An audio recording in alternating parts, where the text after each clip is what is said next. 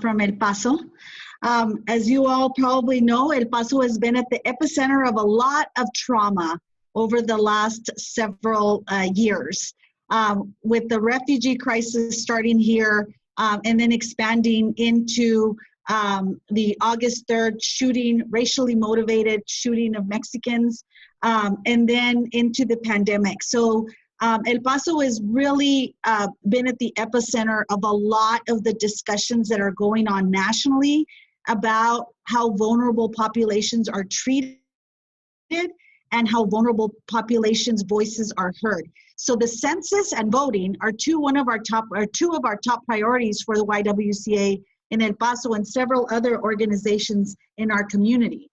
One of the things I will tell you is that we are very concerned about the vulnerable populations that we serve for many reasons. I heard about the digital divide, but there's also language issues that we're concerned with. And the truth is we can't spare not having congressional representation that really elevates our voices, especially during this time where we've seen that the voice of Latinos, Mexican Americans, people of color, there's been a very overt attempt to mute those voices.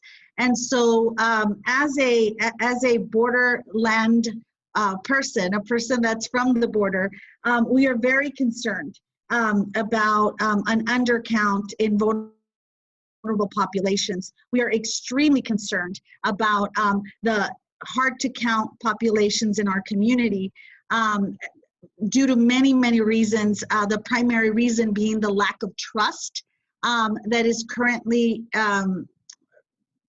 been elevated because of the various issues that I discussed earlier, and people just not trusting the government, not knowing where their information is going to go, not knowing if that information is going to be used against them. As much as we say it's not, there's still that fear in our communities, and really not having access to these populations that really are in the shadows currently because of the pandemic and before the pandemic, but even more so now. And so that's just a brief overview of kind of where we are and what we are focusing on, and our primary concern with the vulnerable populations that we serve. And yes, as you stated earlier, one of the big issues has to do with the fact that if a baby is born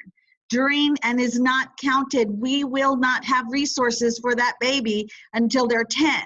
And how our community is going to survive that. So with that, I'd like to turn it over to my colleague and friend, Paulina Lopez, who's really going to talk about what our efforts have been on the ground to get people counted based on our specific demographics.